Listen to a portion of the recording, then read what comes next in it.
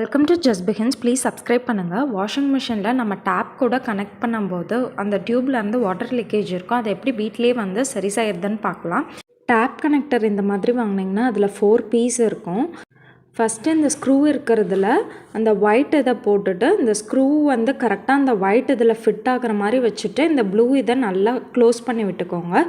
Close பண்ணிவிட்டு இதை நம்ம டேப்பில் வச்சு நல்லா ஸ்க்ரூ பண்ணிக்கலாம் டைட்டாக. 4 ஸ்க்ரூவையுமே நல்லா டைட் வச்சுருங்க.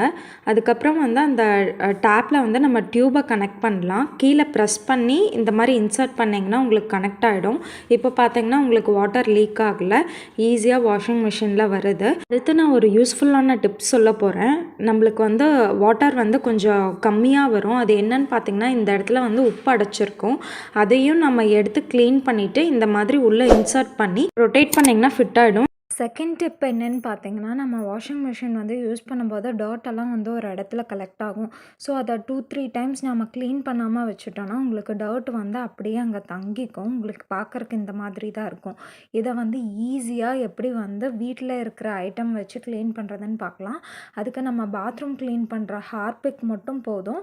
ஸோ இதை நீட்டாக வந்து நம்ம க்ளீன் பண்ணிடலாம். இதில் வந்து உப்பு கரை, அதுக்கப்புறம் அழுக்கு, பஞ்சு எல்லாமே வந்து செட்டில் ஆகிருக்கு.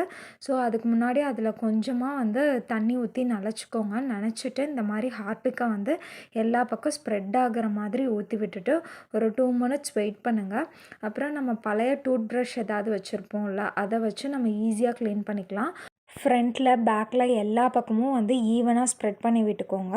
அதுக்கப்புறம் ஒரு வேஸ்ட்டு டூத் ப்ரஷ் எடுத்துகிட்டு அப்படியே கொஞ்சம் கொஞ்சமாக க்ளீன் பண்ணிங்கன்னா அதில் இருக்கிற பார்ட்டிகல்ஸு, டஸ்ட் பார்ட்டிகல்ஸ், உப்பு, வேறு ஏதாவது அழுக்கு இருந்தால் கூட உங்களுக்கு வந்து அப்படியே வந்துடும். ஸோ கொஞ்சம் கொஞ்சமாக வந்து அதை நம்ம க்ளீன் பண்ணி எடுக்கும்போது தான் எல்லாமே வரும். இந்த மாதிரி க்ளீன் பண்ணிவிட்டு அதில் ஃபிட் பண்ணிவிடுங்க. அதுக்கப்புறம் நீங்கள் எவ்ரி வாஷ்க்கு அப்புறம் ஜஸ்ட்டு வாட்டரில் ரின்ஸ் பண்ணால் கூட உங்களுக்கு அந்த இருக்கிற டர்ட்ஸு இல்லை அந்த படிஞ்சது எல்லாமே வந்து க்ளீன் ஆகிடும். இவ்வளோ பண்ண தேவையில்லை. ஒரு 2 months ஒன்ஸ் வந்து நம்ம ஹார்பிக் ஊற்றி க்ளீன் பண்ணால் உங்களுக்கு வாஷிங் மிஷின் நீட்டாக இருக்கும். துணியிலலாம் வந்து உங்களுக்கு எதுவுமே அழுக்கு படியாது. இல்லைன்னா உங்களுக்கு துணி வந்து நீங்கள் காய போடும்போது அங்கங்கே வந்து உங்களுக்கு பேட்சாக தெரியும். இதெல்லாம் க்ளீன் பண்ணாமல் இருக்கிறனால தான் அந்த பேட்சஸ் தெரியுது. இல்லைன்னா ட்ரம்குள்ளே உங்களுக்கு அந்த பேட்சஸ் இருக்கும். ட்ரம் கிளீனர் வந்து கடைகளில் கிடைக்கும். அதையே நம்ம யூஸ் பண்ணி க்ளீன் பண்ணாலும் வந்து உங்களுக்கு வந்து ட்ரம்மே க்ளீன் ஆகிடும். இப்போ பார்த்தீங்கன்னா ஹார்பிக் மட்டும் யூஸ் பண்ணதில் இவ்வளோ க்ளீன் ஆகிடுச்சு. ஸோ இதை நீங்கள் வந்து எவ்ரி வாஷ்க்கு அப்புறம் சும்மா ஜஸ்ட் தண்ணியில் ரின்ஸ் பண்ணி எடுத்துருங்க. இதே மாதிரி உங்களுக்கு இருக்கும். மந்த்லி ஒன்ஸு இல்லை 2 months ஒன்ஸு நீங்கள் ஹார்பிக் போட்டு இந்த மாதிரி க்ளீன் பண்ணிக்கலாம். நெக்ஸ்ட்டு டிப் என்னன்னு பார்த்தீங்கன்னா, இந்த டர்ட் கலெக்டர் மாட்டுற இடம் வந்து உங்களுக்கு அதே மாதிரி தான் வந்து அழுக்காக இருக்கும். ஸோ அதையும் வந்து அந்த டர்ட்டெல்லாம் நம்ம ரிமூவ் பண்ணிட்டோன்னா உங்களுக்கு வாஷிங் மிஷின் வந்து எப்போதும் நீட்டாக அழுக்கு படியாமல் உங்கள் கிளாத்ஸ் எல்லாம் பார்த்தீங்கன்னா வந்து நல்லா பளிச்சுன்னு இருக்கும், அந்த பேட்சஸ் இல்லாமல். இப்போ இதை ஃபிட் பண்ணுற இடத்துல பார்த்தீங்கன்னா உள்ளேயும் உங்களுக்கு வந்து அந்த டர்ட்டெல்லாம் அப்படியே படிஞ்சிருக்கு.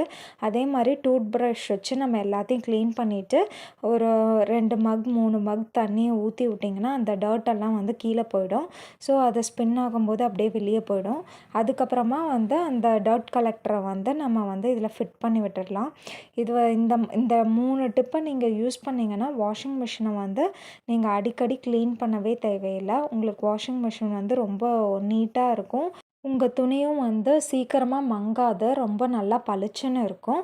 நெக்ஸ்ட்டு டிப் என்னன்னு பார்த்தீங்கன்னா, இந்த ஒயிட் கலரில் இருக்க கிளாத்ஸ் எல்லாம் துவைக்கும் போது கலர் கிளாத்ஸ் கூட போடாதீங்க. தனியாக வெள்ளை துணியை எடுத்து வச்சு ஒரு தடவை ஒரு ரவுண்ட் போட்டுருங்க. அப்போ என்ன ஆகும்னா உங்களுக்கு துணி வந்து நல்லா பளிச்சுன்னு இருக்கும். அந்த மற்ற சாயம்லாம் வந்து இதில் ஒட்டாது.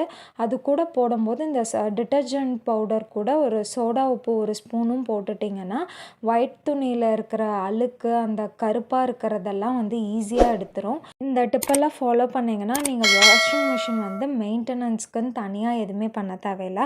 அதே மாதிரி இப்போ ஒரு சில டைம் பார்த்தீங்கன்னா உங்களுக்கு வந்து வாஷிங் மிஷின் வந்து ஒர்க் ஆகும், பட் ஸ்பின் மட்டும் ஆகாது. அது வந்து எதனாலன்னு பார்த்தீங்கன்னா வெளியே வர அவுட்லெட் வந்துட்டு ரொம்ப பெருசாக வச்சுருந்தீங்கன்னா ஸ்பின் ஆகாது. அதோட அவுட்லெட் வந்து சின்னதாக இருக்கணும். அந்த டியூபை கனெக்ட் பண்ணும்போது உங்களுக்கு ஈஸியாக ஸ்பின் ஆகும். நான் அதை நெக்ஸ்ட் வீடியோவில் போடுறேன். இப்போ இது பார்த்தீங்கன்னா உங்களுக்கு ஃபுல்லாக க்ளீன் ஆகிடுச்சு. ஸோ மறக்காமல் எவ்ரி வாஷ்க்கு அப்புறம் அந்த டர்ட் கிளீனரையும் இதையும் வந்து சும்மா வாட்டரில் ரின்ஸ் பண்ணி விடுங்க. உங்களுக்கு வந்து பர்ஃபெக்டாக வந்து க்ளீன் ஆகிடும். டர்ட் கலெக்டரை வந்து எப்படி ஃபிட் பண்ணுறதுன்னு பார்த்தீங்கன்னா, மேலே உங்களுக்கு வந்து ஸ்கொயர் மாதிரி ஒரு பாக்ஸ் மாதிரி தெரியும். அதை லைட்டாக ப்ரெஸ் பண்ணிவிட்டு இந்த இடத்துல ஃபிட் பண்ணி இன்சர்ட் பண்ணிங்கன்னா உங்களுக்கு வந்து ஃபிட் ஆகிடும். ஸோ இப்போ க்ளீன் பண்ணி முடிச்சாச்சு. முடிச்சதுக்கப்புறமா நான் அந்த டர்ட் கலெக்டரை வந்து ஃபிட் பண்ணுறேன். உங்களுக்கு ஃபிட் பண்ணும்போது ஒரு சவுண்டு வரும்.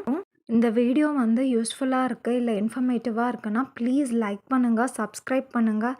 தேங்க்யூ.